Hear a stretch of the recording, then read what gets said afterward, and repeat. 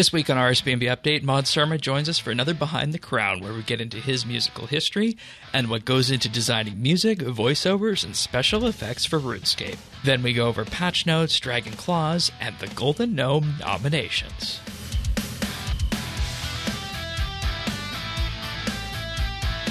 This is RSBANDB Update, episode 923, recorded Thursday, February 23rd, 2023. Mod Surma, Behind the Crown.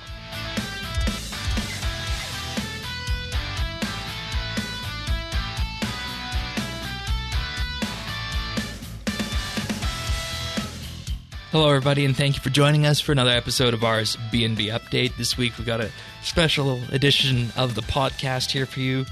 Our Behind the Crown special returns for its first incarnation of 2023, and we're going to be sitting down with Mod Surma. We'll also have a discussion later on about the new Retro Dragon Claws, some patch notes, and of course the Golden Gnomes. But of course you're here as you are each and every week, Tanis. Welcome aboard. Thank you, Shane. I'm looking forward to today's episode. It's always nice to go behind the scenes and find out what makes these JMods tick. Yeah, see how the food is made in the kitchen, so to speak. And if you want to follow along, you can find full show notes at update.show. We also have a friends chat at BitsBytes in-game, and you can find our Discord at rsbnb.com/Discord. You can find Tanis in-game at Tanis79, and I am at Shane12088. So without further ado, we're going to sit down now with Mod Surma, senior audio designer, to talk about RuneScape music, accessibility, and a few other things.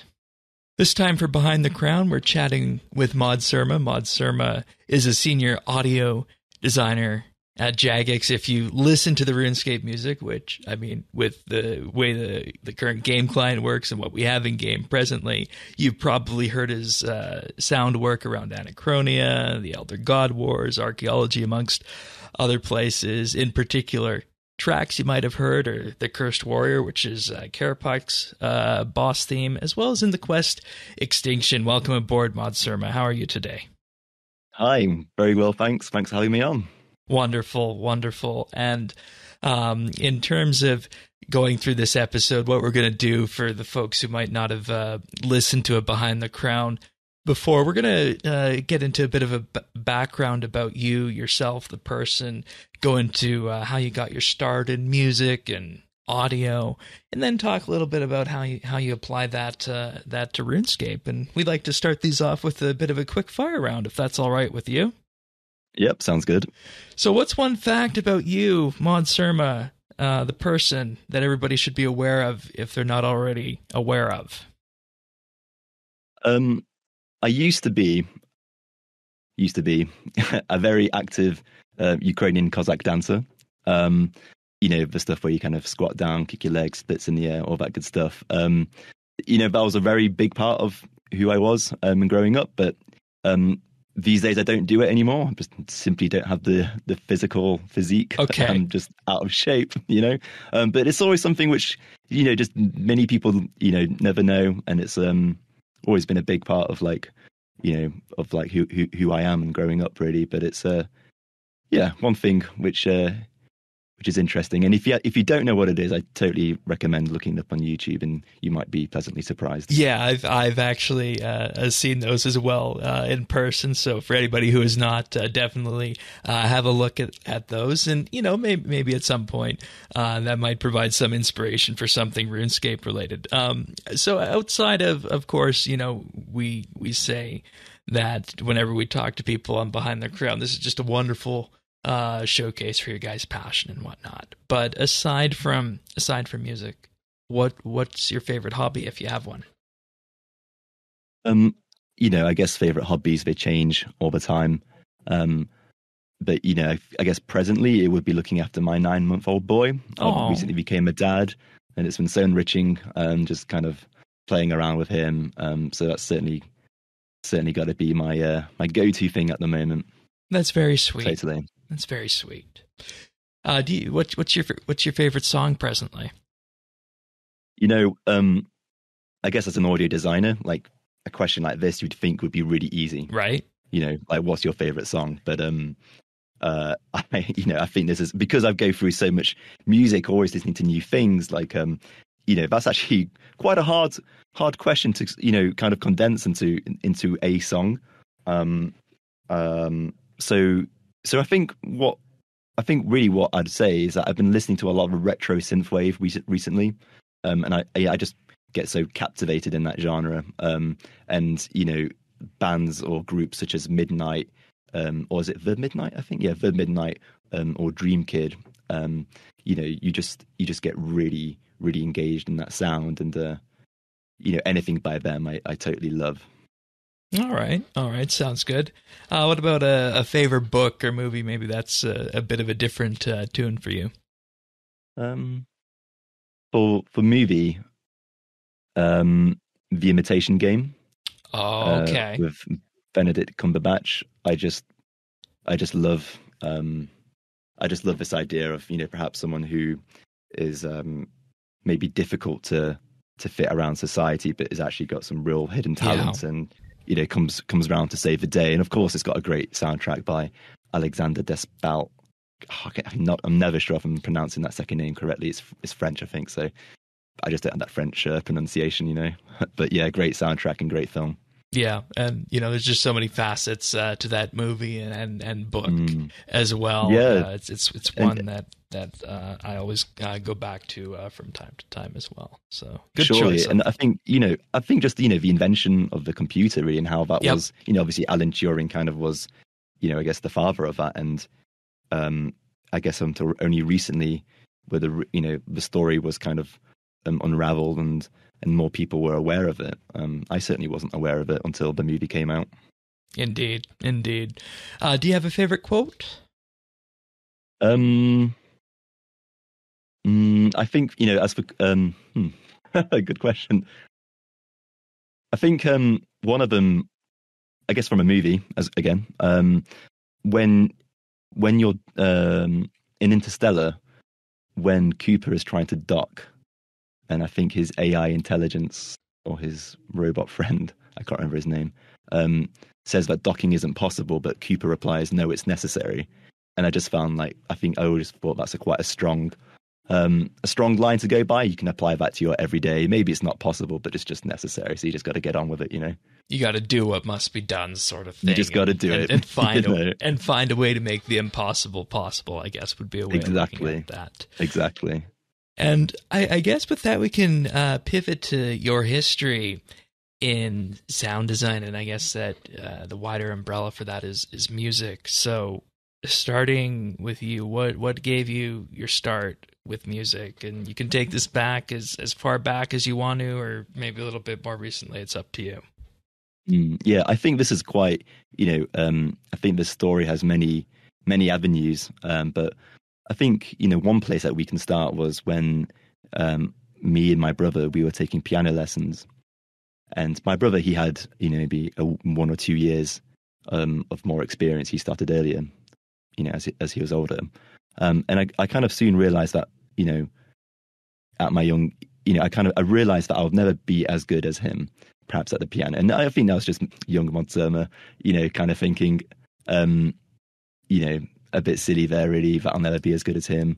But that was my start. And, that kind of was sibling rivalry in some ways.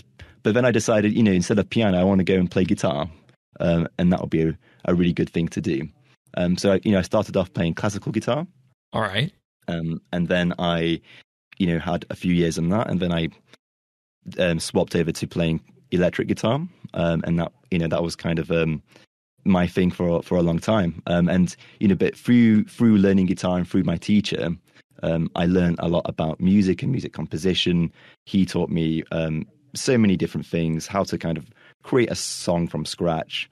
And I was his student for perhaps 12 years, and I learned so much during that time.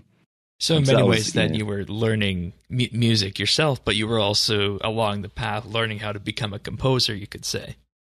Oh, yeah, absolutely. I kind of merged that into one. But, when playing an instrument, you kind of, you're obviously learning the songs, but I wasn't really that interested, I found, in actually playing the instrument. I was more interested in the song itself, like, what what was in the song, like harmonically speaking or structurally, texturally, what was in that piece of music. And the guitar was simply a catalyst or like an avenue to get to that place, to kind of understand how a music is actually how a music song is created.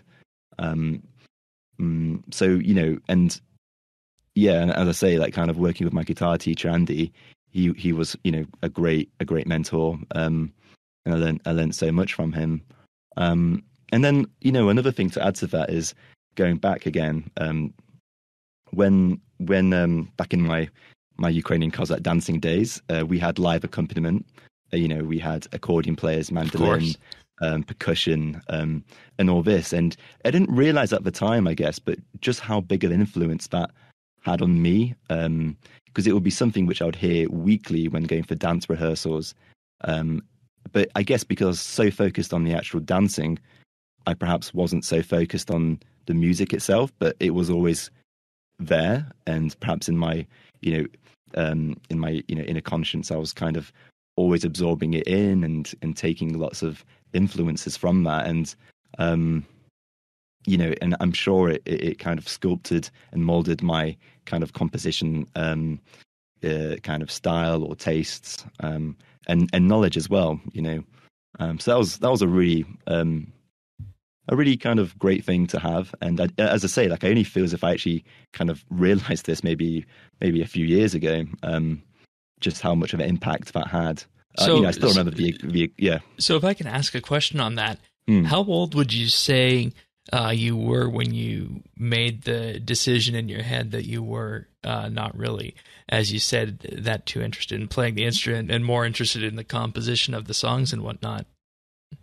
I think perhaps when I was 14 or 15. Okay.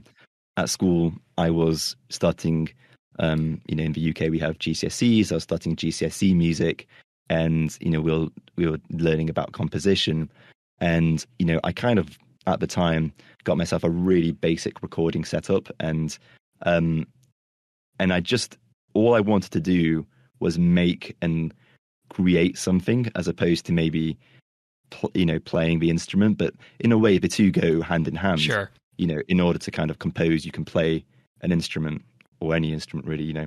So I'll definitely say it was around 14 and 15 when that kind of triggered for me. All right, fair enough. And then with that, did you take your formal education in music then, or what? I guess with that was your first formal job in the music industry then, or on the music side? So yeah, totally. So after GCSE, I kind of went on to do A-level music, and then I just delved further into music history, music composition, music performance. And even sound design actually at that point, but I didn't actually understand or quite realize I was doing that at that point in time. Obviously we didn't really have sound design courses. Well, not obviously, but that wasn't available at my school. But I was kind of playing around with sound and maybe being a bit more experimental with my instrument, not perhaps playing it in a way which you wouldn't normally expect to play, like a guitar, like kind of scratching the strings or banging the body of an acoustic guitar or whatever, just kind of what I like to say, maybe playing in between the notes, just sounds and timbre that you wouldn't necessarily get from just playing the instrument normally. And then after that, I went to university, and I studied music technology, and again that opened so many windows: sound design to music composition, computer music. That was such a great time, and I really had really learnt so much there. All right, interesting. And one thing I guess we can say in terms of the technology angle on that, I'd imagine in terms of university and beyond, the technology angle that we have now greatly probably help with that, right? Did the technology help with my composition? Yeah. Yeah, totally. It's kind of amazing, I think, how quickly the technology has developed, especially for music. you know, it wasn't, you know, we have all the tools that we can get for, you know, a reasonable price. And, you know, that's one thing, you know, sometimes music production can get quite pricey, but, you know, you can make good music using, you know, quite a basic setup. And, you know, I'm kind of forever thankful to be able to have been able to even get that basic setup to even start. Right. You know, because I think that's, you know, that's again, like another place where it all kind of began. Like if I didn't get that, you know, that kind of external audio interface where I could plug my guitar in to record my guitar, then, you know, I probably would have never have started or, you know, developed or started growing. You know, I didn't really understand anything that I was doing, but I was just having a go. And, you know, I ended up using kind of this equipment for my submissions, you know, when I was at school. At university, we had way more equipment to use, and, you know, really privileged to be able to kind of use all that, you know, high quality and high tech equipment. And then with that, I imagine that just kind of lets the creative juices flow from there, creating a cycle of inspiration and sending you to a very interesting place with that. So obviously we're at the university stage now. Fast forward to completing university. What was Jagex your first gig in the sound design field or in video games, or how did you go from university? Not quite. I guess we're gonna have to jump back a little bit there. You know, this is a big, you know, lots of avenues here. But I think, you know, like my interest in video games started again, like way back when it would usually be my older brother playing on whatever video game console, and usually me kind of watching him. And as you know, as him being the older brother, he always had the rights because, you know, he was bigger than me, so I couldn't do anything about it really. He always got the chance to play, so that always meant me watching him play. And I guess I kind of just absorbed video games in a different way than him, because I was a spectator, so I was looking at it from a different perspective, and I grew to really enjoy actually watching him play and kind of almost watching it like a movie. You know, the character, you know, like I remember him playing Sonic Heroes, for instance, back on the GameCube. I don't know if you ever played that game. But, you know, I was kind of absorbing the music, the gameplay, the sound design, the voiceover, without actually maybe having to concentrate too hard on the actual game. So I you know, again, that was something which I was kind of thinking about, that kind of hit me as being one of the moments of, oh, you know, that's kind of when that's when my interest, I think, in games kind of started. I was just watching people. And then, of course, you know, when I got to play, I was fully immersed. Yeah. But it was just having both perspectives, I think, was really interesting. So, you know, and of course, you know, when I was younger, I was a big fan of what is old school RuneScape today. You know, I religiously play that game. I was a big, I really enjoyed, you know, going out into the wildy and, you know, being a PvPer. That was like my thing. I loved it so much. That's something we haven't heard before on Behind the Crown, folks. There you go. You know, it was, and I think what I really loved about, you know, playing RuneScape back then was, you know, the adrenaline rush. I think when you'd go into the wilderness and risk it all, and you could win or you could lose, but, you know, it didn't matter. Like it was, you know, kind of, yeah, that risk element that was really great. And, you know, and also, you know, kind of maybe going out deep into the wilderness with your friends, and, you know, trying to find worthy opponents to battle. And, you know, if you lost, okay, but hey, you know, you had a great time with your mates and having a great time, you know, risking it all. That was such a thrill. And of course, I think maybe, you know, I don't know, but, you know, like there's like loads of old school music videos on YouTube where, you know, it'd all be like unregistered hypercam and Linkin Park in the background. Classic era of, you know, and like what, you know, or you know, or just some, you know, and some really epic editing skills on the YouTube videos. And, you know, they were just, you know, just incredible to watch. And, you know, I still remember a lot of them. And, you know, and I wonder if this kind of like, you know, music and, you know, video, was another influence to kind of me appreciating, my craft in a way, kind of seeing that work of art come together. So that was kind of like my introduction, I think, to video games. And of course, like, the old school soundtrack, was a big part of my growing up. It's a classic. It certainly is. They've really stood the test of time, those tracks. And, to kind of think that these tracks are still relevant 20 years later, that's quite an achievement, really, and very impressive. And, so, those tracks grew up with me as well. So, but, kind of going full circle now, really. So, I kind of took all this with me growing up. I was always interested in the game audio, in that discipline, really. I guess another fact to add, I'm rambling perhaps, but no, I remember, when my brother would play, for instance, I would kind of, I'd record the soundtrack playing from the TV speaker, onto my tape recorder. Back then, this was, I think YouTube was around, but it was maybe in its infancy, and you didn't have like the full soundtracks of games on there.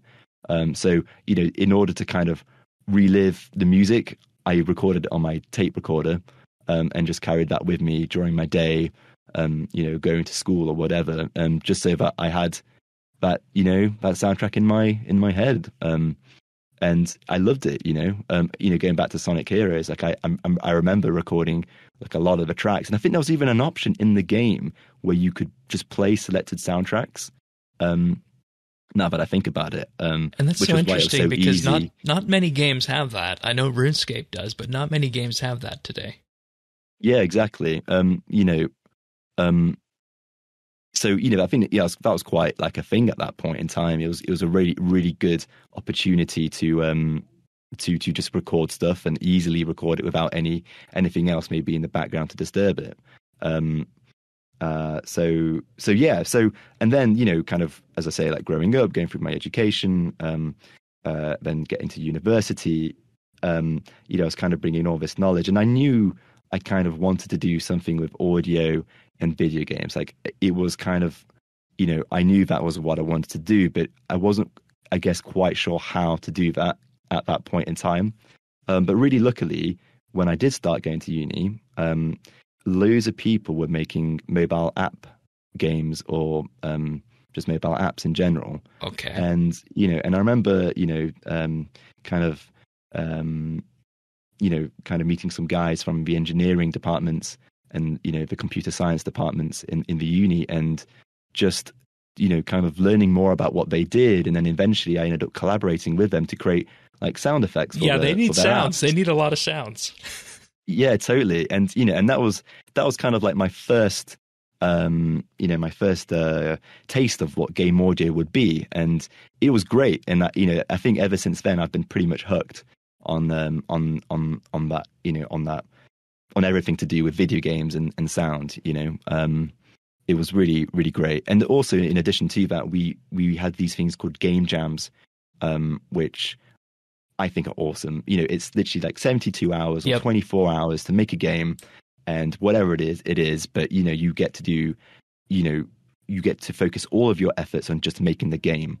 And that was great. I remember there was one event which I don't know if I actually slept or not. I can't remember. I think I just kind probably of not if eyes. They were anything like my university days. Oh, there you go. But this was like a solid maybe 72 hours of intense game making. And you learn so much. And I think that was perhaps the beneficial thing from that. You kind of got this really focused and concentrated period of time where you could just try loads of stuff. Doesn't work, okay, try something else. And and at the end of the game jam, you'll have something, and it might not be great, but you would have learned things along the way. And then you would have also met other people who were kind of making the games. I remember there's in the UK there was some a game jam event called Jamchester in Manchester, that's like northern England, and I kind of rocked up just with my audio gear, didn't know anybody, but just went in, found a team to compete in this. Oh, sorry, I'm sure I explained that Jamchester was a game jam competition. So I just kind of rocked up and just found a team to work with, and then we ended up winning the audio design prize. And, oh wow! That was just so amazing. Like, I just, that was one of the, greatest game jams I could have ever done, and just so lucky to have kind of met such a great team to work with. And then, would you say from that opened doors to Jagex? Or was there an intermediate step in between? Oh, yeah, I'm really taking a really long-winded answer to answer this question. But, yeah, kind of. So, I continued doing lots of jobs and working with lots of teams. I found myself working on lots of smaller projects, freelance gigs. I worked on a game called Divinity Original Sin 2, working on all the dialogue, editing. I worked on a game called Paphos, which was a mobile game which was released or published by the UK Channel 4. But it was with these teams where I learned all the necessary skills to join a company like Jagex. And when I remember there was a big event in Germany called Gamescom, and I was with the team, and we were showcasing a game that we had worked on. I also met the voice actor for Mario Bear actually as well, which was really great. Wow. That was really random. I was walking through, the venue, and then, this guy walked past me, and he had a Mario t-shirt on, and I looked at his face and didn't click at first. And I went to my team, my friends, and I said, "Hey guys, I think that was the voice actor for Mario." And we kind of legged it back and had a quick picture. It was him. It wasn't just some, massive fan, thankfully. But that was a really great event. But also at Gamescom in Germany, I bumped into Jagex, who were there, and they were, they had like a stall, a panel, they were, giving out, information about, what Jagex is and that. And, at the time I kind of like, oh, wow, that would be really great, like, to work at Jagex. Yeah, because you had heard of them back in the old school RuneScape days. Oh, totally. And, that would just be amazing, like kind of playing on your childhood game, can you imagine? That's full circle by the definition of it, if anything. Oh, yeah. That was really, really incredible to, I just had a chat with them really, and I don't think much came of that, but I got a few kind of like contact details, and I spoke to them a little bit, but I wasn't really expecting anything to come of it, and I don't particularly think anything did come of that certain meet. But again, back in England, Jagex had another stall at another game event, and I kind of was talking to some other people there, and I kind of gave them I think they gave me some contact details, and then I sent them my portfolio. And around that time, they were looking for a new audio designer. So I kind of, it was quite like, fortunate to kind of have just given my contact details just as I was looking for a new audio designer. So I was very, very lucky and very privileged to have been able to have that kind of that initial step with them. A few weeks later, I got a phone call asking for an interview. I had some tests, and here I am. And we're gonna, with that, I realize, and I think we also need to shed a bit of light on this in terms of the term senior audio designer. A lot of people think just music, but that's sound design and all the other things that you hear in RuneScape as well that players interact with, right?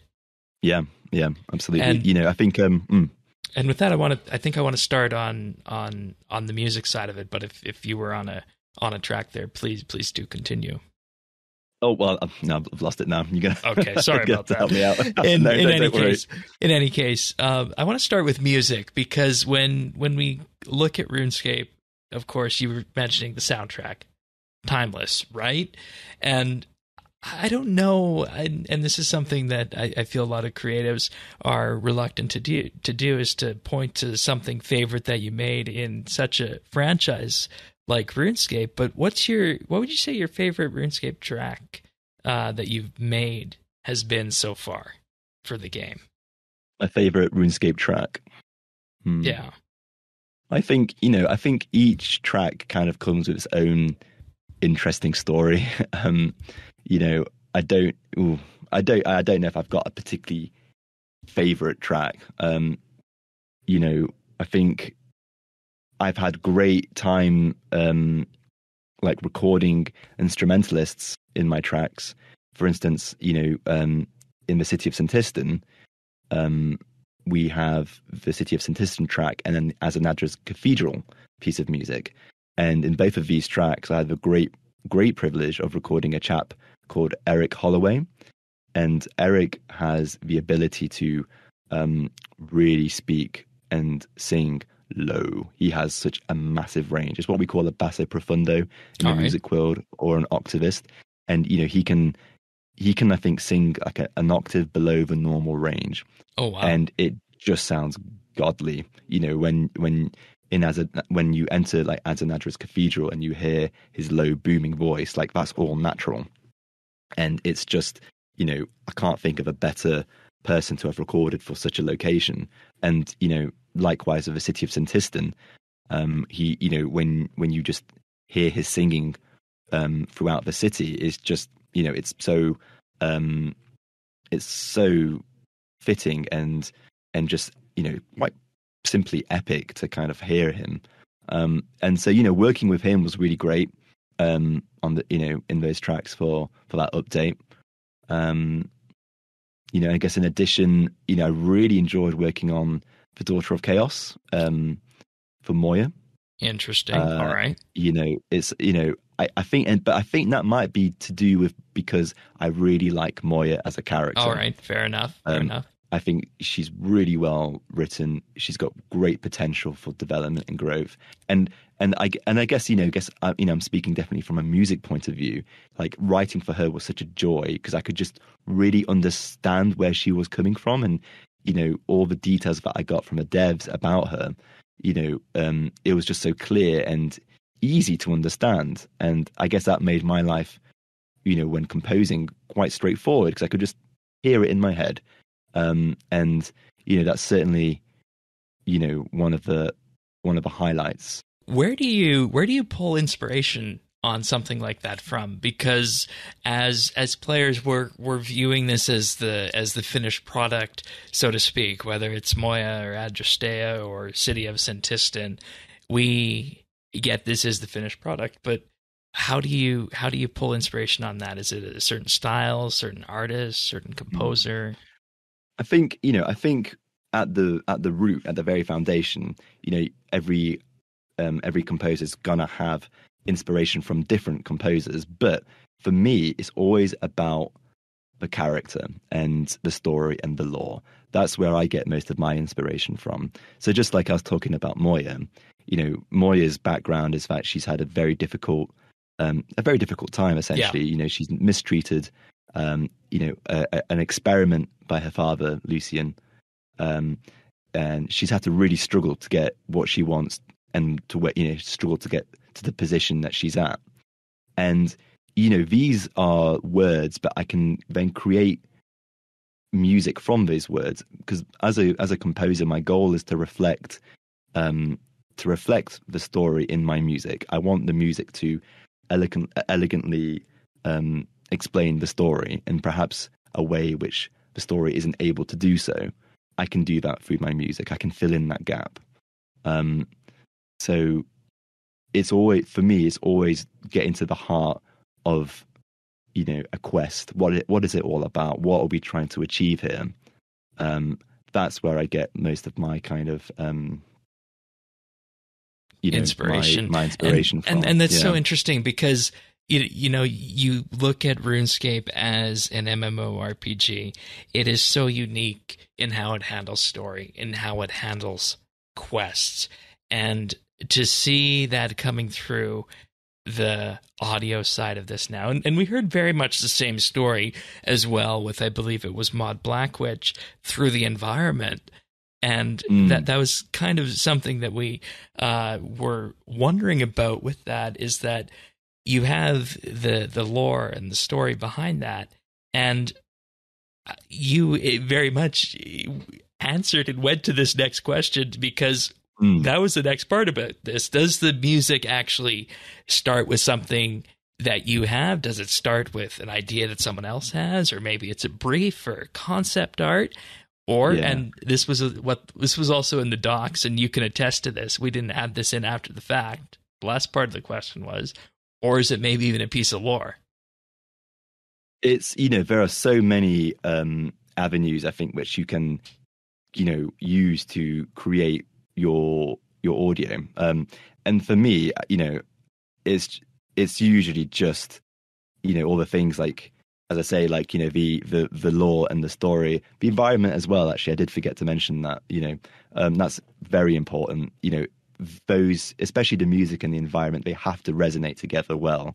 I remember there was an update, I think it was during the Orphan Dig site. And I remember, I think, an environment artist at the time put some kind of like darkened the room a little bit. And to me, that changed everything. Okay. I was like, oh gosh, like everything's dark now. Like my music has to kind of like feel more cozy because you've got these kind of fire, like torches of fire, located around, the map. And, it just feels a little bit more intimate and a bit more cozy. And I feel as if I've got to change my music now. With the pipe in the background? Pipe. The Moksha ritual site, I think it was. Oh, with the small. Oh, hold on. Oh no, no, I don't think that was, because that was a purple location, right? Yeah, that was that. Yeah? One, yeah, I think the one I'm talking about is the other one, where I think you've got small. I can't remember what it was, but you got some small like creatures hiding in the bushes. I think that was the golden story. one, Zolo City, I think. That's it. Yeah, that's the one. That's it. And I remember like these torches being added to it, and I'm like, oh man, this changes like everything for me. So, well, I kind of took my music and I kind of made it more, more fitting, I guess, to that environment. Because before I felt it was a bit too out there, a bit too loud, maybe, and I just had to kind of like bring it back a little bit, and just make it feel a bit more cozy. I think that's a good word to describe it. All right, so it's fair to say then that it's not just one particular thing. It can be a myriad of things relating to whatever piece of content that you're working on. Then, absolutely, I think as a basis, like as a 101, like a musician obviously has to have musical influences and inspiration, because that's how you learn. But then taking it and putting it into a story, I think that's where the divide is for me. You have to understand what it is that you're writing for, and make your music fit that situation, fit that environment. Yeah. All right, fair enough. And this is so very RuneScape centric. I mentioned the core identity of the RuneScape MMO. It's very unique out there, and that also, of course, extends to the music. It's iconic, and of course, one thing that listeners will have picked up on over the years is the emergence of subtle themes throughout the RuneScape music experience. Yeah, you can hear it on Anachronia, totally. Elder God Wars, in particular Carapax's theme, amongst many others. So with that, do you have a specific definition of something that says this is RuneScape music, or does it vary kind of depending on the seasonal type of content that you're working on, Elder God Wars or Anachronia or Archaeology or something? Yeah, I think RuneScape, the music, the art, everything is very defined by the adventure that you're on. And I think that's what, for me, makes the music. It's the characters. Makes the music is the characters, because they are at kind of like at the front of the stage. They tell the story, and then our music accompanies their story. That to me is how RuneScape music is created. And I think the themes that we have in the game are also really important. They kind of keep the connection, the thread throughout the whole adventure. So as you mentioned, I remember, say for instance, on Anachronia, we've got Lanya Kea's Corner. Yep, that's one. That's it, and I remember writing a track there called The Forgotten City Orphan. And, the tracks which I wrote there, or, at least that particular track, was then used as like a basis to write the Orphan Dig Site tracks. Yep. I took themes from there, and then I expanded it to each track in the Orphan Dig Site. So I remember there were 4 tracks in the Orphan Dig Site. For example, The Vault of Varanus. And, I just took, the piano melody that I had from the City of Orphan and, molded my track, kind of took that and put it into the Orphan tracks and just developed that theme further. So that's like one example. And then, you mentioned Kerapak, he was a great person to write for. He has a really solid background, a really interesting story. So,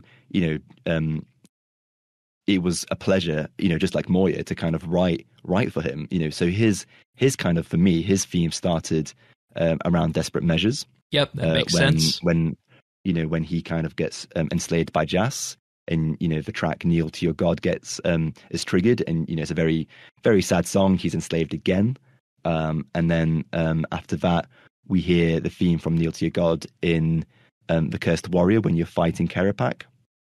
And so that's kind of like a more epic version of that theme. And then again, in the finale quest, you hear that same theme when he is sacrificing himself, in the portal. And then when he has his last few moments with his son, I remember at that point thinking, like, I've really got to do something quite special at that point, because, Kerapak is gone, and he's got this moment with his son. And I just felt like, maybe there isn't much of a connection between the two characters. If I remember correctly, the dialogue was, like not very sensitive between the two. They were like very harsh, very harsh. But maybe it's all just like an act, a front. Maybe deep down there is some real, connection there. Who knows? I don't know. But either way, like, I felt that the music had to kind of just support that moment. And it's a sad time because it's his dad, it's Kerapak's son, they're departing, they're going their separate ways. It had to be like it tells an emotional story. It makes that connection. It enhances that quest just so much. I think is the way we put it when we were covering Extinction right. back when that quest dropped. And so we're talking about the Elder God Wars, of course, Kerapak and whatnot. But one of the other things that, of course, came up in the Elder God Wars was Zuck, and in particular, the track there, The Glory of Combat. And that was a major shift for RuneScape music in particular. How do you get from something like Newbie Melody to Glory of Combat in RuneScape? Yeah, I mean, the Glory of Combat was, I guess to start off with, that was a great update and a great track to work on. But RuneScape is a 20-year-old game, and it's not the same game that it was 20 years ago, when I guess Newbie Melody was first composed. So as the game is developing over the course of 20 years, you've got new lands, you've got new locations, new worlds. Everything is always changing. So to keep up with that, the music also will have to keep up with the changes. And with Zuck being who Zuck is, a gladiator, someone who thirsts for battle, who just loves to be challenged, including instruments like the electric guitar, crowd chants, heavy percussion. This just made perfect sense for something like Zuck. I don't know if we've ever really had a track which is quite so, I guess, like metally in the game. But it just fit really well. And of course, taking inspiration from the old school Inferno, which is a track which, for me personally is kind of just, begging to be kind of created into a metal track. It was just the perfect opportunity to take inspiration from that, take the kind of like, the iconic Inferno riff or theme, or and then use that in the glory of combat. It was just asking to be done, and I just who could refuse such an opportunity like that to put the two together and just make something awesome with it? Were you turned loose on that yourself, or was there a similar brief to that saying, hey, make this something metally, or was that all your inspiration? Usually it comes down to the audio designer, like what it is that we want to do. Okay. And I just kind of, having heard Inferno many times, and then reading upon Zuck's story, especially kind of being this gladiator, that's kind of where the influence of the crowd chants came in, like Skal Zuck, nah. It just all fitted together really well, and it was just a perfect combo of story and sounds and everything like that, and it was great.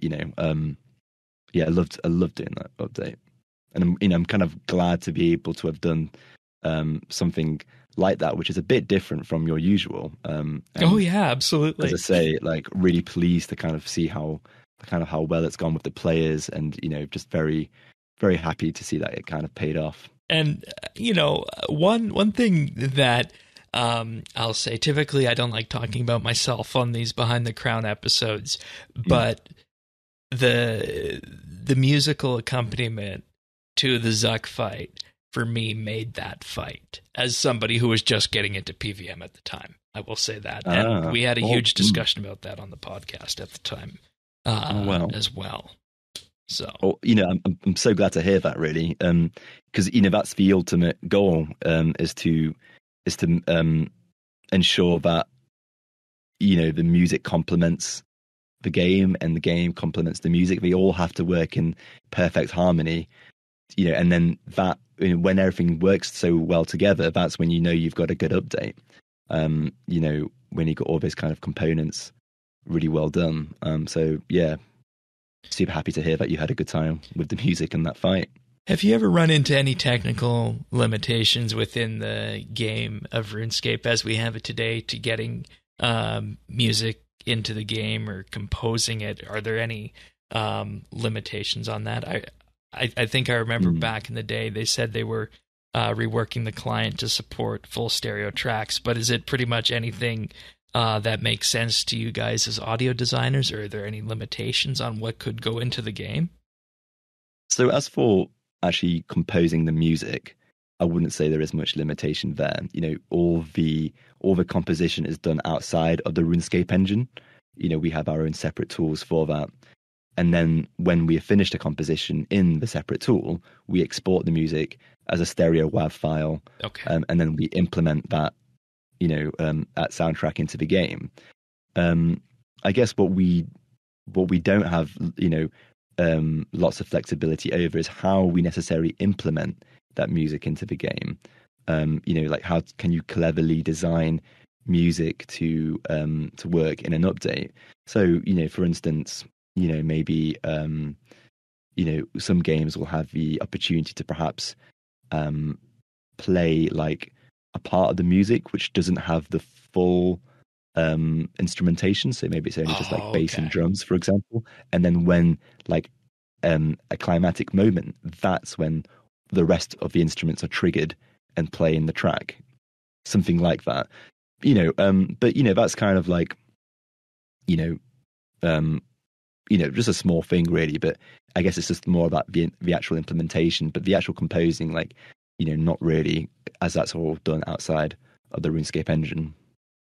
So what you're saying then is we could have something equivalent to opera one day in the game if it made sense then.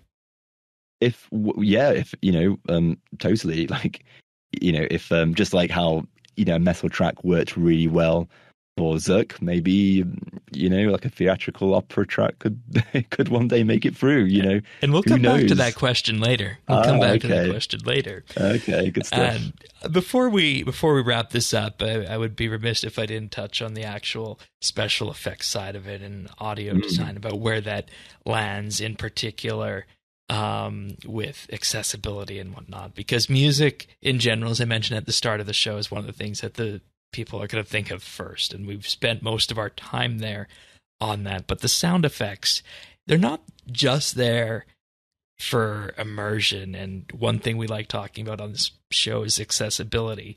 So with that, what goes into making sound effects for RuneScape? How does that work? And I realize we could probably spend hours talking about the sound effects of a certain update. But yeah, what do the sound effects get? It's for me, sound. A good sound effect is something that communicates something to the player.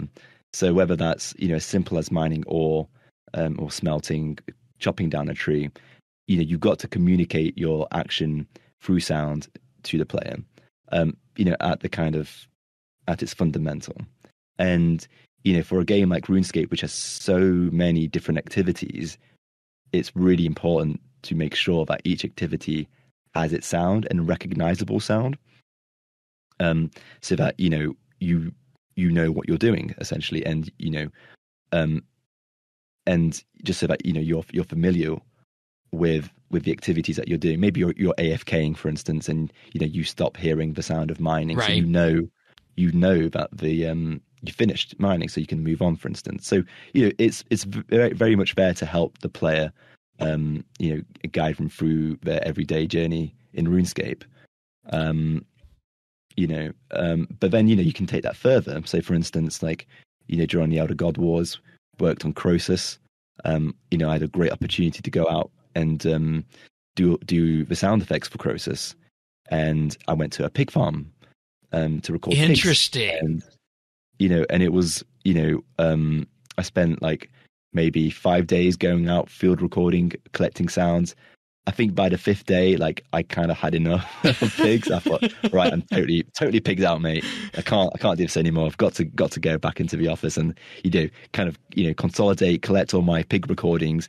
And then in addition to pigs, I also went out to a park and recorded a swing. I guess it sounds really random, but as a sound designer, you kind of notice interesting sounds. And I remember one day I was out in Cambridge and I couldn't help but notice that this swing had a really interesting sound. When you kind of shook it around a little bit. And, I was like, I'm going to have to record that one day. And it was in the back of my mind for, perhaps, years even. And I kind of just, was working on Croesus, and I thought, this is the opportunity to go back to that swing and record it.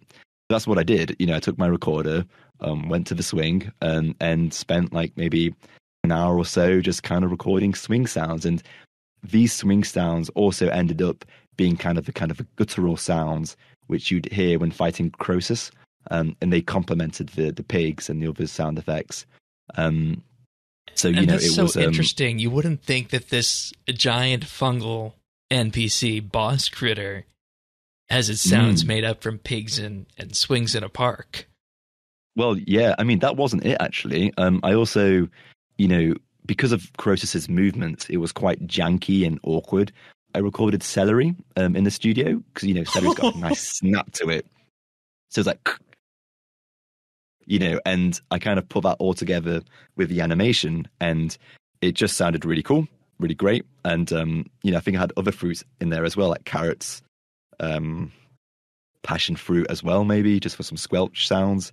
I kind of got a good collection of vegetables for that. And vegetables are a really great way to get some kind of icky and gory sounds. Like it's been done a lot, but it never gets old really, as you've always got new sounds and new captures to record. And that's what it took to record or create the sound of Croesus. And I remember like in the pre-Croesus location, before you actually went to fight Croesus, there was the graveyard area. Yeah. And I remember using the pigs and the swings and kind of stretching the sounds so that they're a lot longer, and putting loads of reverb on them to act like something to foreshadow Croesus. So, you knew that Croesus was in the area, but you just heard these kind of distant shrieks of his voice. Creating the ambience, if you will, then. That's right. I don't think Croesus has a gender actually, but Croesus is shrieks, But yeah, exactly. Creating the ambience, and it just made everything really spooky. And I can still hear the swing kind of guttural sound. And obviously I edited all the sounds before they went in game. But yeah, that was a real good sound journey on that. But so you kind of got like your what I'd call is like your foundation communication sound effects that you would have, and then you've kind of got the next tier, which is all of your kind of creature sounds, for example, to make things really scary, and ambiences, like that as well. So there's a real big spectrum in of sound effects in RuneScape, and I guess one thing that maybe we always talk about the music, and it's a really great way. The music is really easy to hear, I guess, because you've kind of got it on YouTube, you've got it on Spotify, and you can measure its success, I guess, by like the views, for example. But sound effects are just equally as important. And I think, to me personally, I guess, if the sound effects weren't there, you would certainly notice that it wasn't there. But the sound effects are there, so you just go by your everyday life and not, I guess, think much of it. And that's something we pick up on every update, because our main co-host on the full update shows, Tanis, is legally blind. So sound effects, audio cues, that's all there and all very important for him. Well, certainly. And that's kind of where we go next on accessibility with this, is how do you balance sound for creating immersion versus building the effects to act as accessibility cues? So, kind of using audio as a means of accessibility is really important. And, we've kind of realized that, audio cues are so important. And it's not just kind of sound effects, but you also got like VO as well. And, that's another like way to kind of communicate to the player what it is that's going on. If you can't necessarily see, then you've got the audio there to support that, in that boss encounter, that activity or whatever like that. So we really always kind of make sure that we do as much as we can to allow that. And that's like a big responsibility as an audio designer to help achieve that, because, at the end of the day, we just all want everyone to enjoy our game and enjoy listening to our game. Yeah, and one thing that we have always found accessibility-wise, in terms of looking at the content, two of the pieces of content that stand out that are really good accessibility-wise, sound cue-wise, but also for the people who play normally, are the mining and smithing rework and archaeology. Those two. Oh yeah. Funny that I didn't work on either of them, but I remember watching the other audio designers work on that, and the amount of detail that went into the smithing, especially, and I remember there being, I think, different tiers of intensity. Yeah. I think of when you are smithing an item. There were a different sound would trigger for how hot an item was, or something like this. Yeah, the heat level for the item is what it is. Yeah. That's it. Yeah, it was a few years ago now, and I remember just kind of like talking to my colleagues about it. But it's so important, and as I say, like, it's just something which we always aim to achieve. Wonderful. And as we move into the tail end of this edition here, what would you say the strangest sound effect you've been asked to create has been for the game? Oh, strangest sound effect. Oh, you know what? Maybe, I don't know if it was strangest, but yeah, it was actually. I guess it could fall into that category. When working on the Ranch Out of Time, I had, the challenge of creating sound effects for the baby dinosaurs, dinos. Right. And,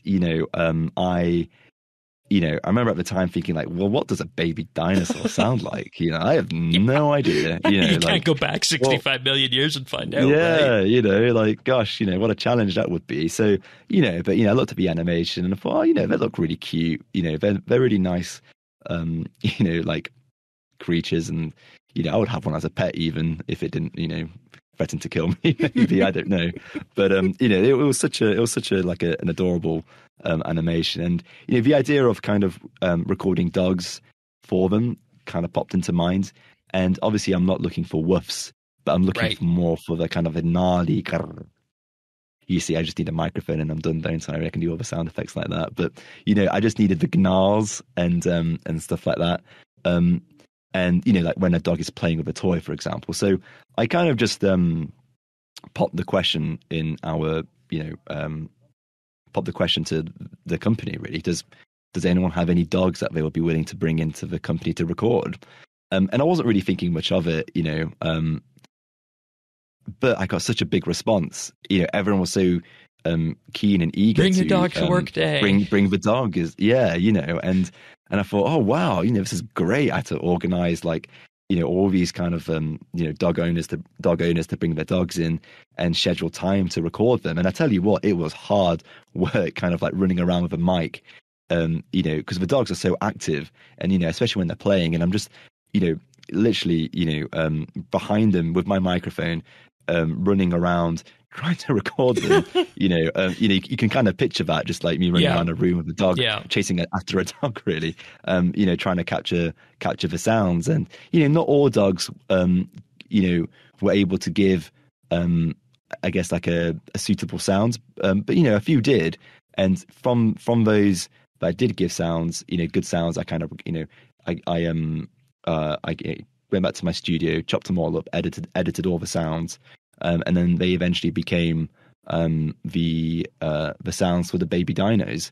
And it was such a great kind of like thing to do. I got to meet so many different people in the company. So Jagex has got a lot of people. I don't meet everyone, and he was from all sorts of departments which I wouldn't necessarily have spoken to. So and it was certainly a highlight for me to record those animals. And I'm actually allergic to dog fur, but for the art, like okay. I did it. I just had to do it. I had a small sneeze at the end. So it's a sacrifice worth making. I think I remember you guys did a dev video on that too, because that was pre-COVID and whatnot. So yeah, exactly. So everyone was in the office, and everyone loved bringing their dogs in, and it was such a nice kind of like event, and I certainly had loads of fun recording them, and could do it again if I wanted to, if I needed to, and would do it again if the opportunity came up. Wonderful. Had such a good time doing them. Yeah. All right, we're gonna do a quick fire close up now. If you could make any one character in RuneScape sing, who would it be? That's a really good question. Who would be really good to sing? I can tell you what, like, what about Zaros? He seems to be quite like a straightforward guy. Like, that'd be interesting. Can you imagine how, I kind of feel he'd be a bit awkward to be on a stage, really. Like, I don't really see him much as a performer, Like, he'd just be kind of like, oh, I'm a bit shy here. No, but players would be for that, because, they want to know what happened to him after he disappeared, right? So... Well, can you imagine? Yeah, exactly. He'd just be like, he's like the least kind of character to expect to sing. Yeah, and if you suddenly put him on spot, maybe you'd suddenly turn and, be a bit sheepish, and that'd be a really change of character. I don't know. I'd be really interested to see how that would pan out.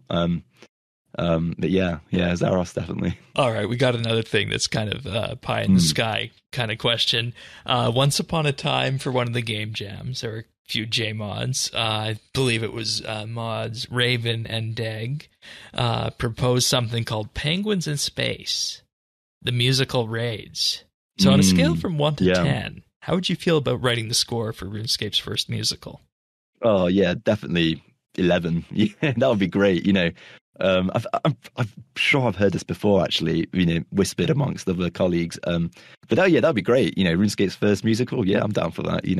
Definitely writing a really, bouncy theatrical score for that could be amazing. I've no idea where to begin yet, but hey, that sounds good to me. It's a future project. Future project on the list. What's your favorite voice line in the game?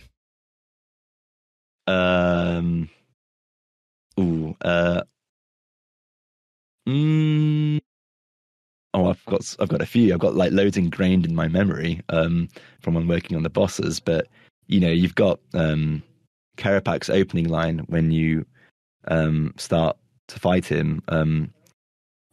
Always you. Why can't you just let it be, Lord Guardian? Or then you've got Zuck.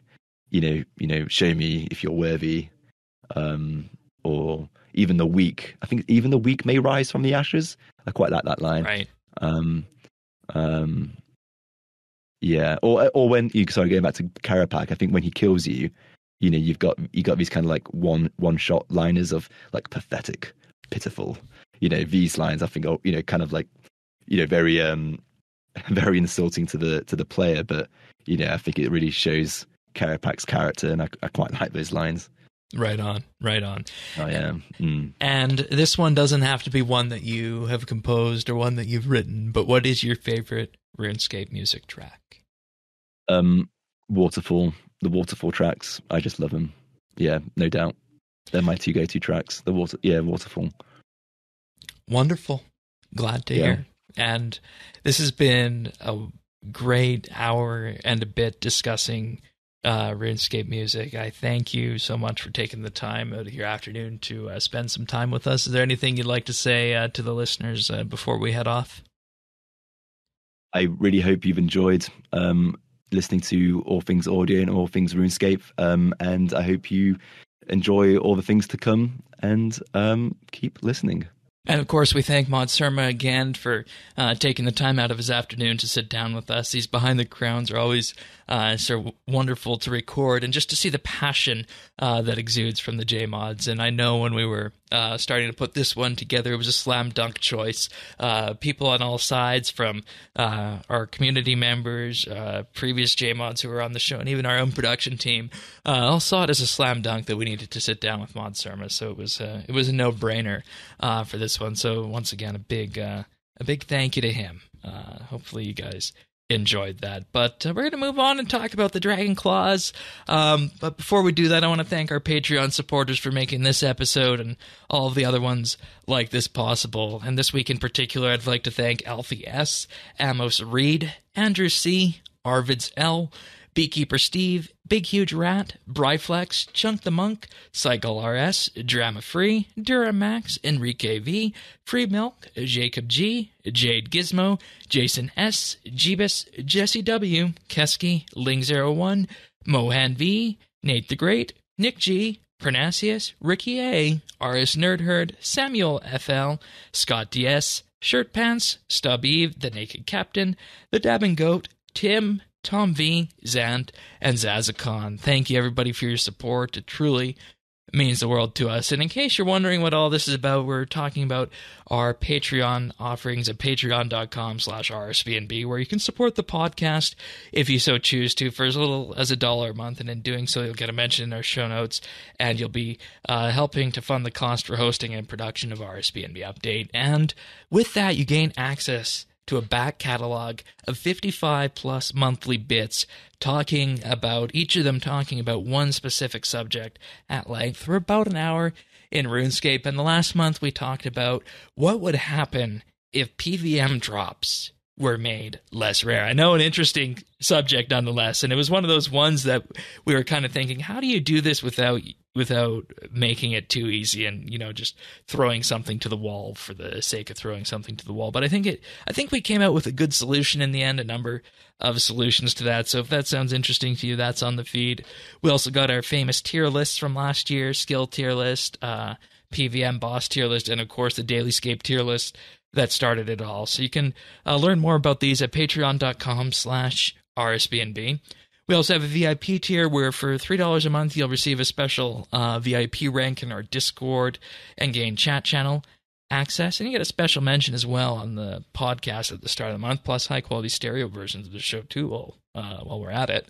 And if you want to give the ultimate gift, we do have the Insider tier, where you'll get a shout-out on the podcast each and every week, and you'll gain exclusive access to the outtakes that we use to make the clip show at the end of the year. So once again, big, huge thank you to our Patreon supporters for making what we do here possible. It means the world to us. Thanks so much, everyone. Thanks. All right, so Dragon Claws, this is the second set of Dragon cosmetic overrides that came out, the retro ones. Are you going to be picking these up? So I picked up the first one because the Dragon Skimmy was something that classic. Was classic and stuff. The claws are too, but it was kind of on its way out in popularity when I started, and I wasn't a PvM or a PvPer, right? So it wasn't as prominent, I guess, for me. So this one I probably won't pick up. Yeah, although it's still cool. I mean, it's very cool. I'm glad it's a thing. I mean, there's a certain part of me that sees, we talked about how crazy insane these claws are when you put them in EOF from one of the updates last year. So, there's a part of me that sees you, going out to do a Slayer task out there and utilizing this cosmetic override and whatnot. So definitely, I mean, a huge window on that. But, I kind of agree with you. I don't see myself getting this one. I'm not a claws user, I guess you could say. Mm-hmm.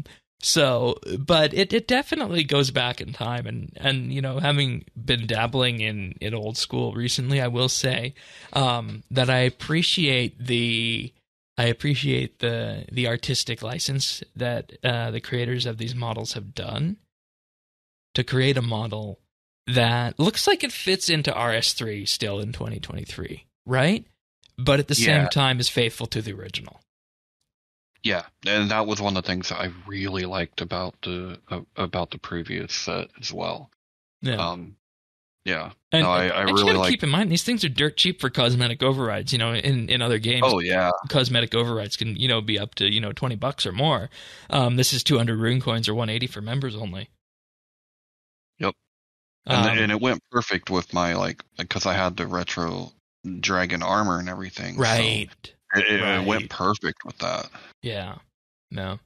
And I know there's always a discussion, why trickle them out and why not put them all out at once. I mean, I could see there being and once again we'll say this at the end, it'd be nice to have a bundle of these sorts of things, because I feel like that's something that players would buy, a bundle of retro cosmetic overrides once they're all out, and that's one piece of feedback that I saw on this, but that's about all I can say aside from being a claws user. You also get the replica Dragon Claw and the offhand version, but you also get the Dragon Wing Claw and offhand variant as well. So a slight alteration on that.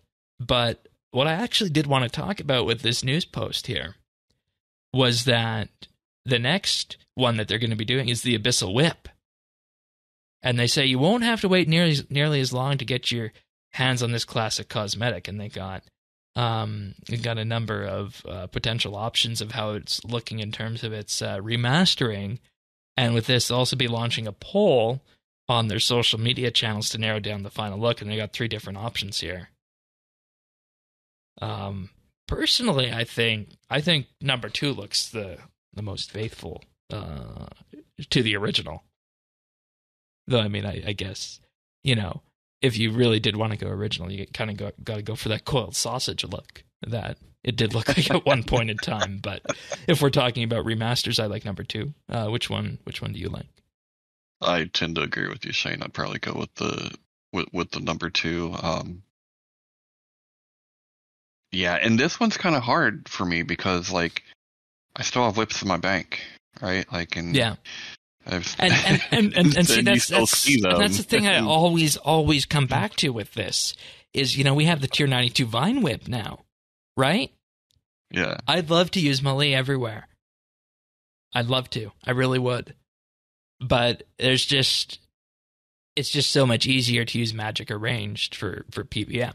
And I don't do Slayer. So unfortunately it doesn't make sense for me to, sink however much money that is down on that tier 92 whip just so I can run around with the whip and the new whip cosmetics for that when that does eventually arrive. So, but I guess that's more of a complaint about Melee and Switchscape, isn't it? So, but I mean, yeah. Sometimes you got to sacrifice for the fashionscape, right? yeah, that's true. That's true. I can remember doing the whole Indiana Jones look before Anachronia. You know, you had to have the whip. You got out your Cavalier. You know, your brown Cavalier. Yeah, and then the Archaeology's outfit when Archaeology came out, that sort of thing. Yeah. And then, I mean, I guess you could work something into construction for last week's Fort 4 and 3 update as well. So, but it's true. Definitely we'll be keeping our eyes out on that one. But with that, we're going to actually move on to the patch notes right now, because we do have a number of changes in here for Fort 4 and 3. But we're going to start off with the general tweaks and fixes first. So first, an issue has been fixed where compacted jewelry did not consume charges when teleporting, as well as an issue where compacted jewelry with 0 charges continue to allow players to teleport. Oop. I wonder how long that was in place for, in all honesty. I mean, probably a long time, because who uses compacted jewelry? Right. There's also one here that said skyboxes will no longer reset upon applying a filter, which I thought you might want to comment on because you use both, right? Yeah, this one is nice because it's annoying if you when you go to put a filter on and then it would swap out to the default skybox. Yeah. No, this is nice. This is really nice. Yeah, and you're talking purely from the accessibility angle. Yeah, absolutely. Yeah. So I'd imagine you're using like a skybox and like a high contrast or something then, right? Well, and that's the thing. So like, say I'm using a lot of times the skybox I'll use like Eclipse because it's dark and it's a higher contrast, right? So, but then if I go to the filters and enable the high contrast to give it that much extra, definition, then it would knock out the other one. So, this is going to be great. Yeah, and the reason I wanted to just highlight that is because I feel like the bulk of the community is still in the column of seeing these as being purely stylistic options, whereas as we talked about many times before, they're also heavily leaning on the accessibility angle as well. Oh, for sure. I mean, when we were when I was doing Fresh Start, for example, like I couldn't do Baynor without doing the skybox. Like I would throw it into Eclipse because if I turned my camera right, you could see the contrast of the rock opportunity on the dark sky, but you couldn't see that otherwise, or I couldn't see that otherwise, right, with the regular box. Just because everything's so white where that was. I mean, it is an essential accessibility tool for me. All right. Next one on the list, fixed an issue where the quest point cape perk cannot be activated from the 3rd perk slot when worn on the max cape and any eligible back slot items. That's very niche, but all right. And I don't know who is using that perk on a max cape. I was gonna say, like, I don't even know what that perk is. It's an extra 25 seconds or something in Tears of Gothics.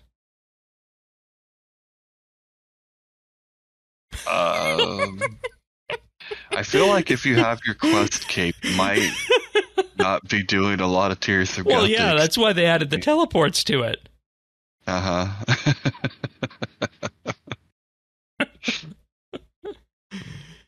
All right. The offer option has been removed from the Western Wilderness Chaos Altar.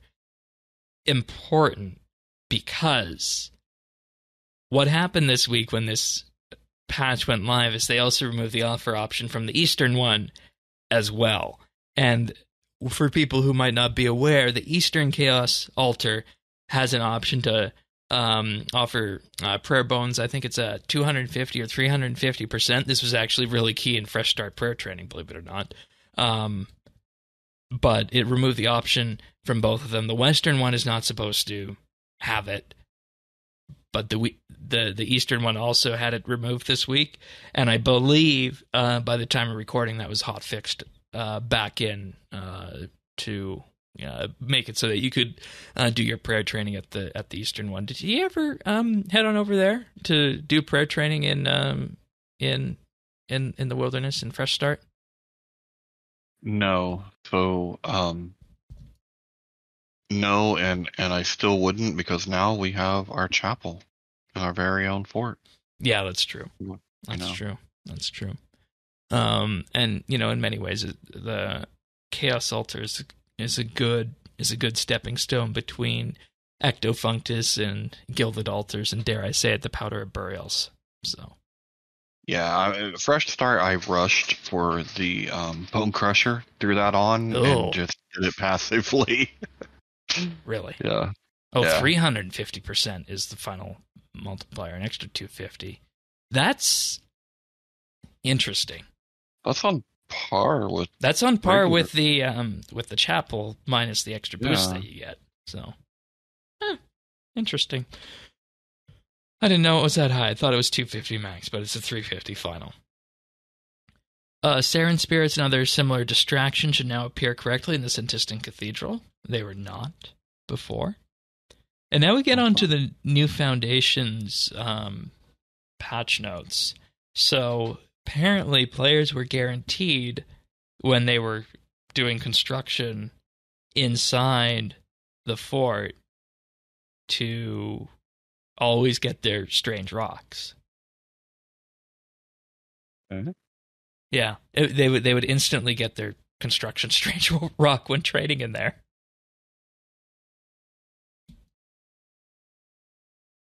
Rather than having to wait for the Arch. For the completionist, I guess. I guess. I mean, I'm still working on that, and it's not something that I just do when I remember. It's not like something I inherently push for.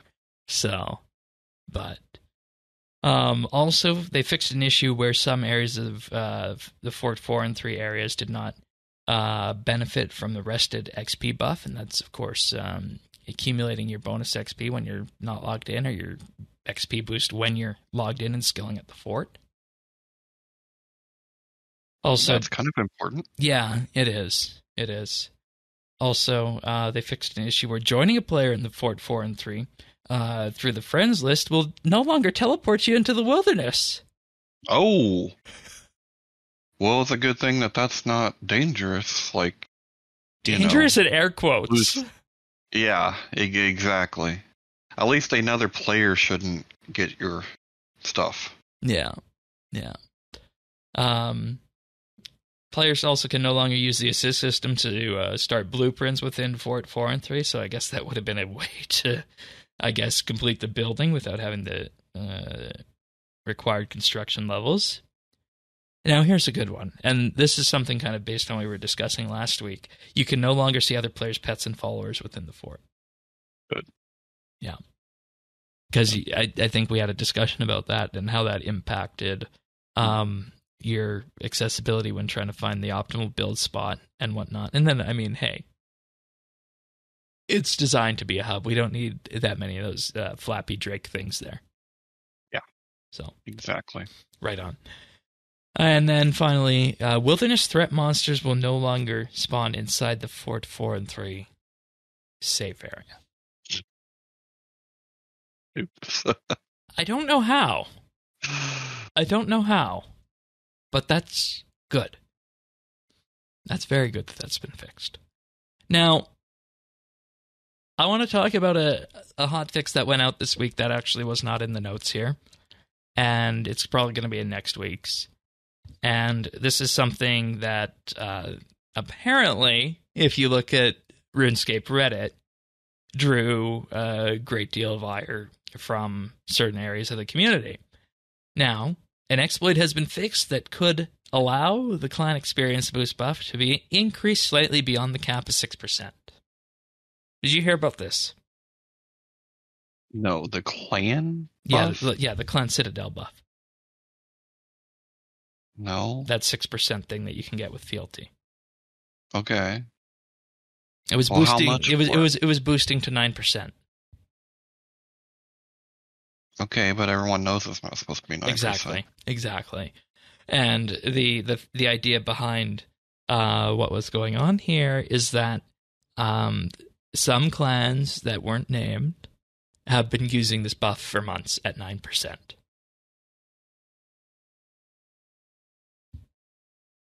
I mean, and then there was a big kerfuffle when it was, finally revealed and reported. I was gonna say, like, what? I mean, that should have been.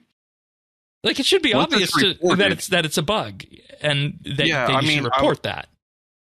It should have been reported at the same time. Like, I wouldn't blame anybody that's in a clan that is doing their normal capping to get their bonus, right? Right.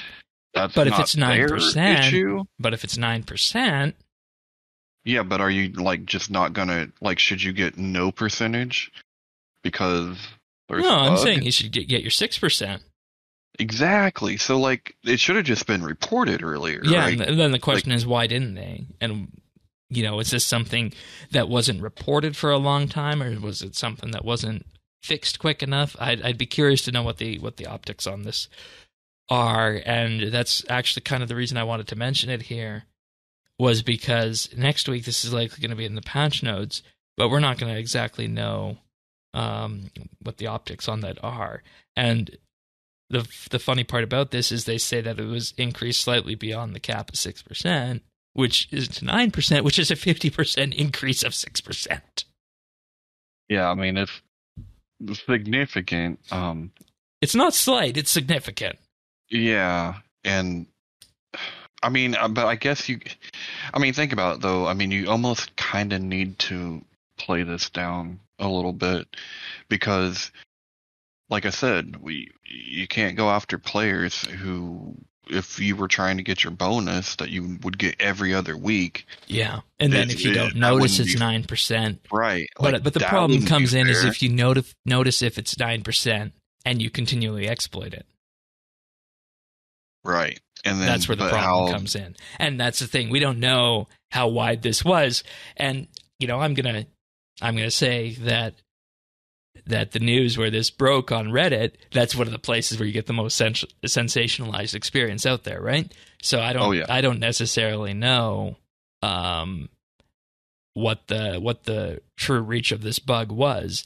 All I do know is that it was a 50% boost, and there were clans that were using it, for a while before this was announced. And by while, I mean weeks, if not months.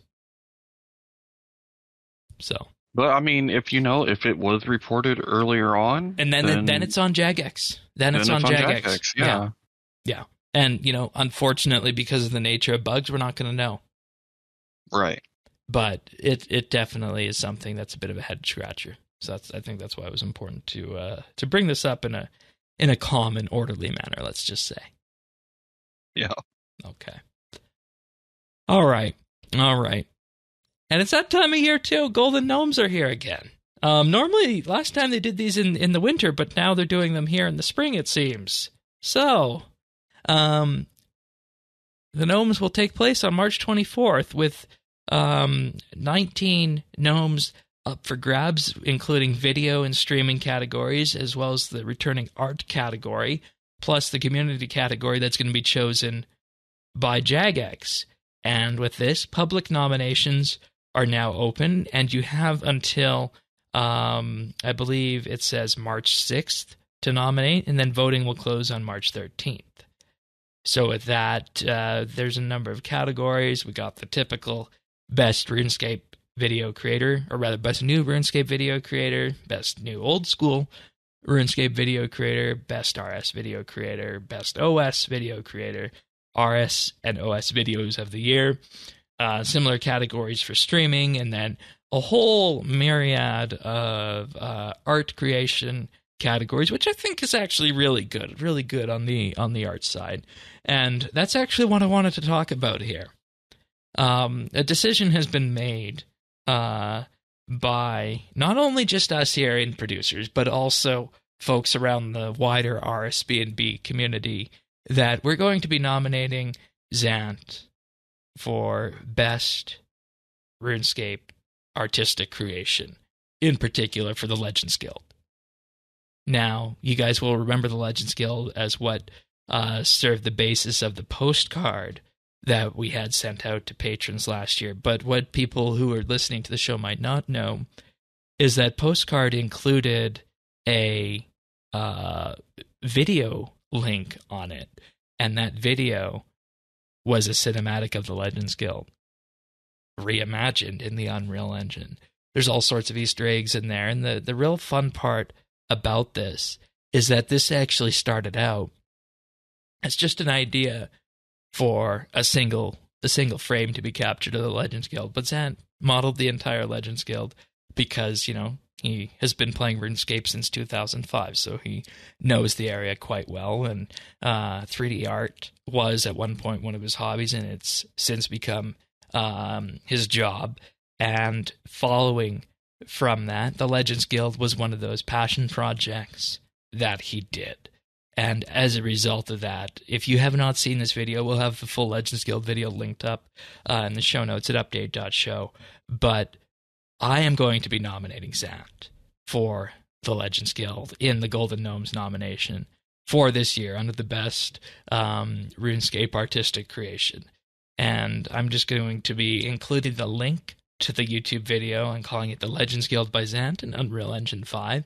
And as to why it should be nominated, I'll be saying the Legends Guild by Zant started as a single frame render for some of Zant's friends. That is the RSBANDB Patreon community and others. And then it became a full environment in Unreal 5 with Easter eggs. And then, of course, it took on a life of its own on the internet. So if you want to help out with this, if you want to send your own nomination in for the Legends Guild, we encourage that in the artistic creation category. Fill that in along with anybody else you want to nominate, but that's who I'm going to be nominating this year. And, we wish Zant the best of luck in this for making the shortlist and then the voting period with that. And, I was blown away when I first saw the preview of the Legends Guild, so much so that when it was done, we actually organized a screening amongst producers here so that they would see it before it went out on the Patreon card. And the reactions to the card and the reactions to the video, people were just blown away by it, and it's fitting for that best RuneScape artistic creation category. So it's a real special one, and you can find a link to the nomination post, link to the engine or the video in the show notes at update.show. You have anything you want to add to the Legends Guild video, Tannis? I just want to say, I'm not a big art person per se. Yeah.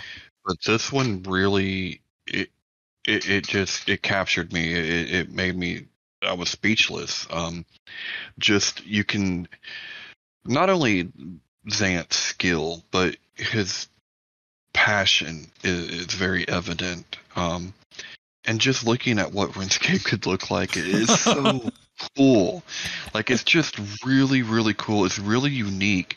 I've never seen anything like it. I've never seen anything done like this before. So, yeah, and it's also the editing of it too, with the lighting and the effects and everything as well. I mean, I'm showing clips of it right now on the video version, and if you want the full quality, I think it's probably 4K. 1440p. You can find that on YouTube and definitely have a look and blow it up. And my favorite part of it is the water fountain amongst everything else, but just everything else in there is amazing, and it's to a point where if he wanted to, he could actually make it explorable in one of the Unreal Engine viewers. It's not optimal to the point where it could be used in a game, so to speak. There's a lot of optimization that needs to go into that sort of thing. But it's definitely a project that wowed me. I think it wowed him as well with the life that it took on, being featured in numerous places on the internet and articles and whatnot. And it really got people asking, what would RuneScape look like if it was in the Unreal 5 engine? And obviously we don't have that, but this is an artistic interpretation of it, which is truly special. So, there's of course a full link in the show notes, but go give that a watch and go give that a nomination. Yep, and when you can vote, vote. I'll be voting. I might even try to find a few mules to do some voting for me too. Now, let's not be stuffing ballot boxes here. Oh yeah, and you know, it's been a while since I watched this, but watching it today again takes my breath away, and it's special, man. It is special. Yeah. Fingers crossed. But that's the RuneScape content of the show this week. Hopefully you guys enjoyed that, and we do have a selection of achievements this week, as it's Double XP Part 1, and we're gonna dive right into those right now. We got a lot of them. So starting off on the 22nd of February, we have Highcliff with 120 smithing, Jade Gizmo with 120 herblore, Keski with 200 million thieving. On the 22nd as well, we have Quester Shit with 120 woodcutting, who is a Clan Quest member and Master Quest Cape holder now. Tistalk Rex with 120 strength, Yahoo with 99 woodcutting. Then on the 21st, we have Aliethic with 99 smithing, Bartnels with 99 ranged, Fight Caves with 120 rune crafting, Fire Frit with 120 crafting, Lord Dusty also with 120 crafting, Samurai Jack with 120 agility, Tistalk Rec with 120 defense and 120 attack, XOX Scotty XOX with 120 defense. Then on the 20th, we have Bartnels with 99 hunter, Kennard with 120 archaeology, Greeny-ish with 99 thieving and 99 attack, Pony Picker with 120 smithing, Robosaur Rex with 120 strength, Scarecrow with 120 summoning, and then Tistalk Rex with 120 constitution and 120 ranged. Nice. Okay. Well then, moving on to the 19th, we start off with our very own Sirion with 120 herblore. Nice Expensive job. One. Yeah. And then we have Keski Rocks with 99 attack and strength. And ranged. Okay, they're doing some fighting there. It's combat. All on the 19th. Then we have Pony Picker with 120 rune crafting and 200 mil summoning. Both on the 19th. We have Robosaur Rex with 120 summoning, also on the 19th. And we have Snowlight with 120 hunter. We have Zone X 91 with 99 divination. And then we have Bartnels with 99 crafting on the 18th. And 99 smithing also from Bartnels. Arendelle 120 with 120 summoning. We have Fight Caves with 120 smithing. We've got Fire Afferit with 120 fletching. We've got Greenish with 99 divination. Jade Core with 120 hunter. Keski Rocks with 99 constitution. Legion 1943 with 120 mining. We have Samurai Jack with 120 construction. We have Shadow Lead with 120 farming.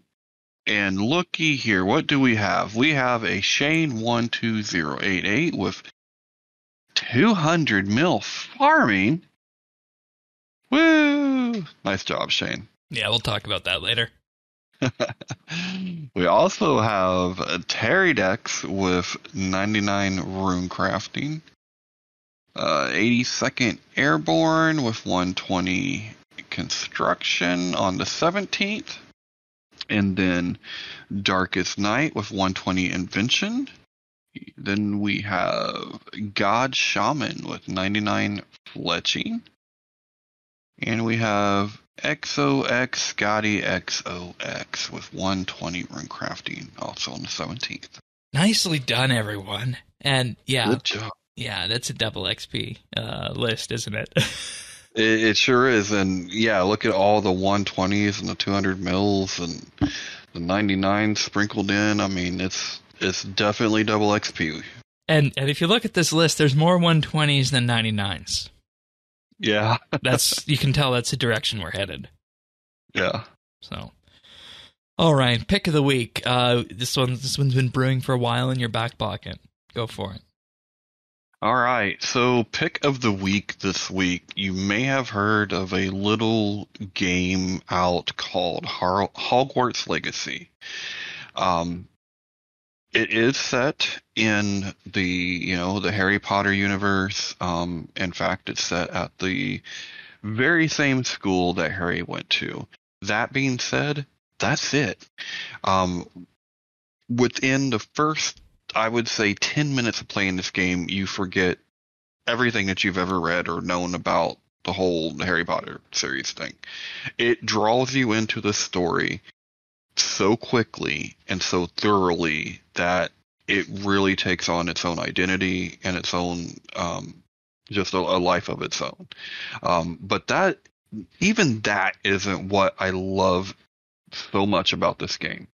Like I said, it's a great game. I've really, really enjoyed playing it. It's really immersive. It really draws you in. But above all of that, it also has some of the best accessibility that I've seen to date. Okay. In any game, but especially. So are we talking like Forza level then? Because I know that's another one you talked up in the past. Yeah, it actually is on that level. And they share some similarities. So one thing that they both share, and this makes just a huge difference, is it has a fully narrated menu. So all of your options are narrated, or voiceover. At least you mean you have the option to do that, right? Yes, you have the option to turn that on.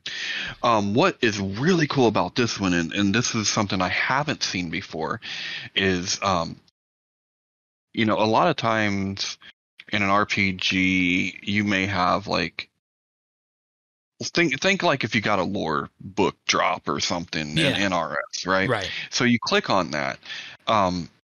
This actually it's narrated. Oh, so it reads the book too. Yes. And that's what and that's what you always say would make, and that's you've wanted that for RS, and that's why you always jumped on ESO for an MMO, but now you got this game. Yep. So is it, and just a bit of a diversion from the accessibility angle then on this. Obviously very accessible, but how does it play? Is it something like Skyrim? Is it closer to an MMO? Like, what's its mode?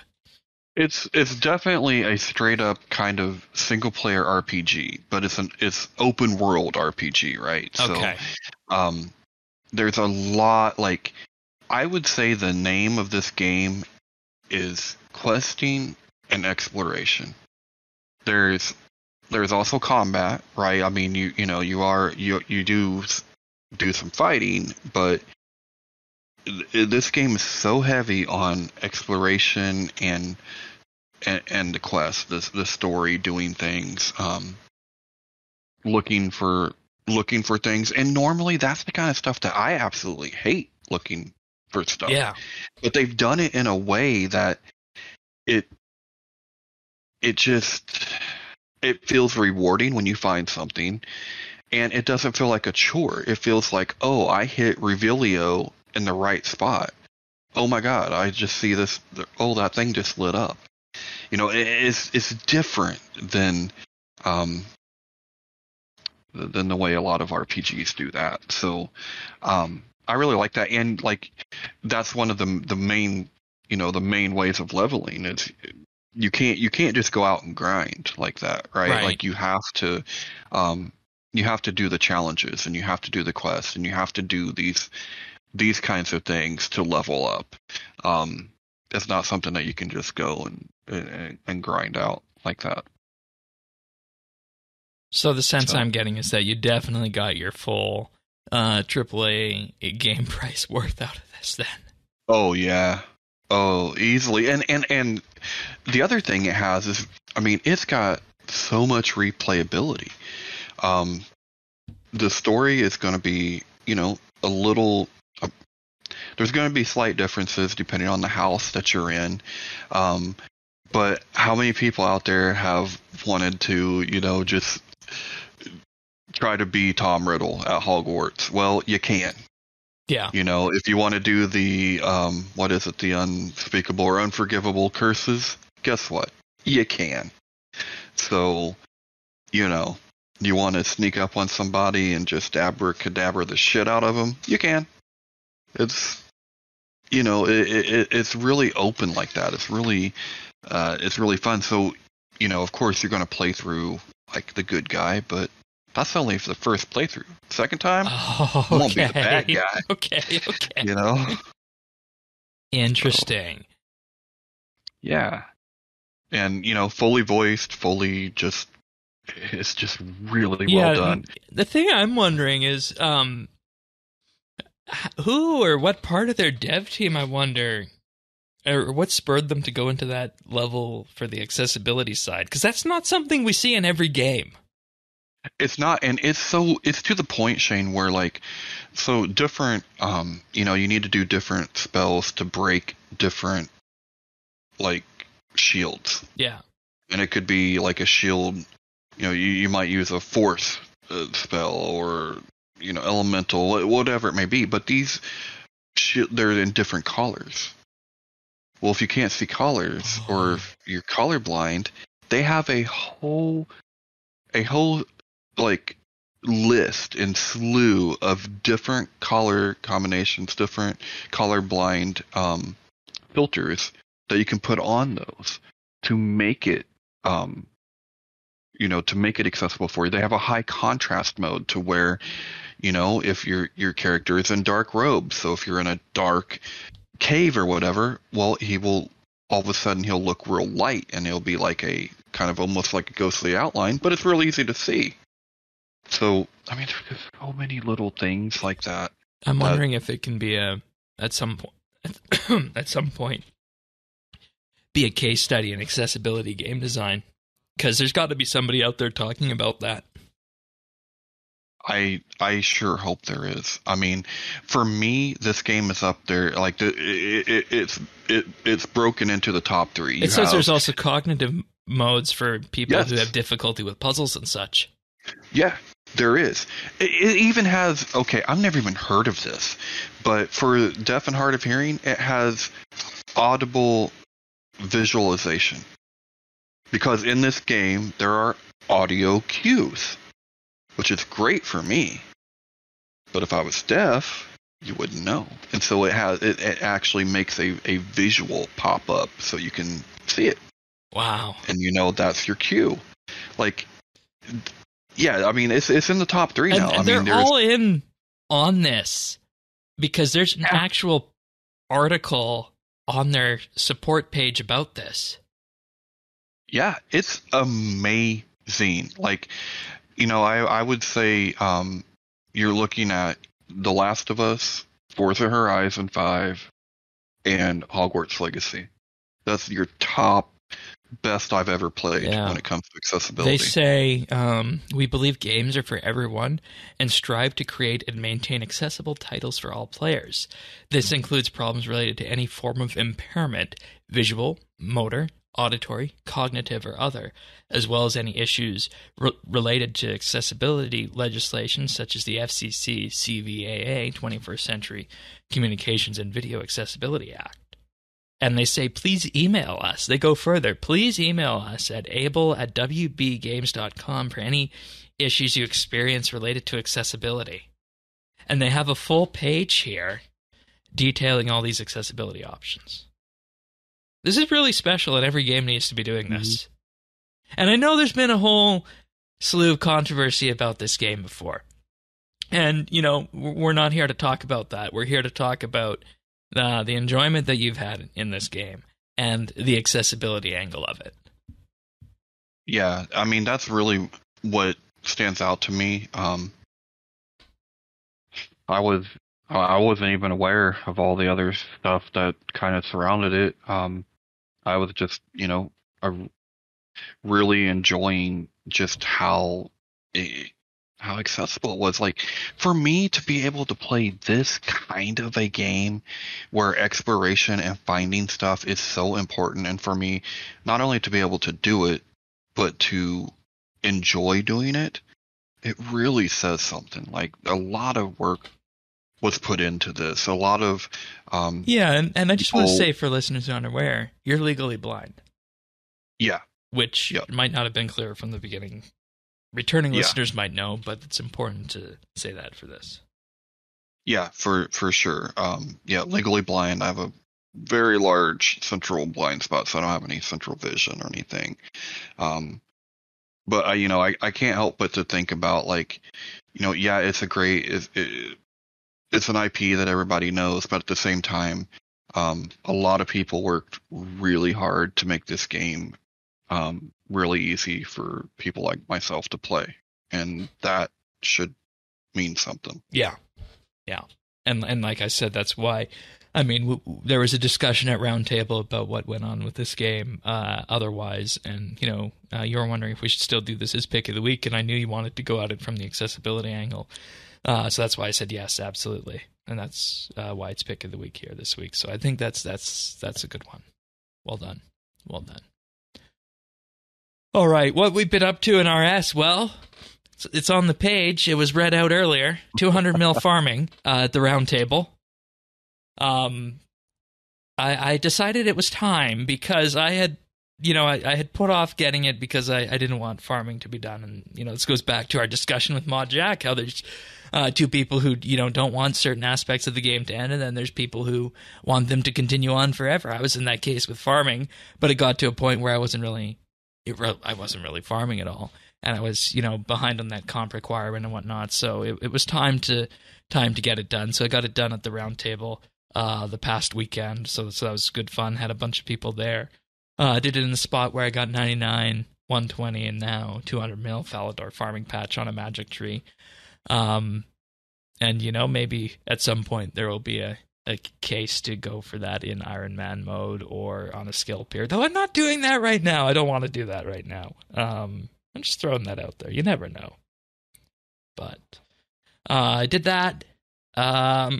Been farming, working towards that comp requirement. Have about, I think, 60,000 favor left to go. I got to get the title and the last incense upgrade. So that'll be done in a little bit. Then I also have a couple of mini quests that I never did that were added to the comp requirement. When they added mini quests to the comp requirement, you're gonna love this. It's the Wandering Gull mini quest, the Purple Cat mini quest, and the Desert Slayer dungeon mini quest, of all things that haven't been done on my account. Really? Yeah. Okay, that's kind of crazy. Well, I mean, hey, it's Slayer, and I never found Slayer, so I just ignored it. Well, that's true, yeah. I just ignored it. But people might forget about this, and this is what I've been up to with my other double XP time when I've been on RS3. I've been doing always adds wood cutting at the Acadia trees on Menaphos. And nice. With bonus XP and double XP, it's about 600k firemaking XP an hour. That's AFK. You can't beat that. No. And, sure, you need to click, every so often when the tree disappears, but there's one right next to you in the VIP area. So go for it. Perfect mobile activity, perfect thing to, just have up and do for double XP. So that's what I've been doing for that on my double XP. And I never thought I'd be in a situation where I'd be actively going for 120s, but I think I'm doing one at a time here, in all honesty. I think firemaking is going to be up on you. Yeah. But what have you been up to on RS? Believe it or not, I did do a ton with my main. I basically blew through about 20k mahogany planks, and then when I ran out, I switched over to my fresh start and started building up my fort, and then I have been training basically that account ever since for double XP. Still got a little over 30 hours left to go, but I have went basically from about level, I think I was like around a 49 or 50 when I started, and I just hit 84 as we were doing the show. Oh wow, okay. Any plans for what's going to happen at the fort on your fresh start? No. I don't really have any major plans for that. I mean, other than, I'll probably grab the 99. I thought that maybe in this level band I would find it and I'd be like, oh, it's actually pretty good for but it's not. It's the same as what we reported. Yeah. And I was hoping in patch notes they would have addressed that, but it seems as though the idea was to provide that, under 40 to 50 training method, and then provide something for the people who are maxed up the higher end of the construction skill. And I think that's where that update landed. It wasn't designed to be a training method for us. And, same thing, just like the Ring of Death, right? It's not bad, it's just not for us. Yeah. And honestly, like if we were doing Fresh Start, perfect. Yeah, and I feel like if this is this year's puzzle box, this might be the base of the base of the base when it comes to XP. Maybe there's going to be things coming. I really, the more I think about it, the more I think there's more coming.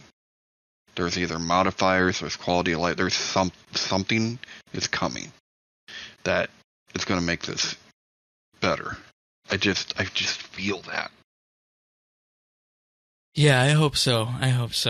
But it's already being used as a hub. On Double XP, I went through a number of worlds like 84, 2, 1, and whatnot. They were full of people training there. So it's accomplishing what it set out to do.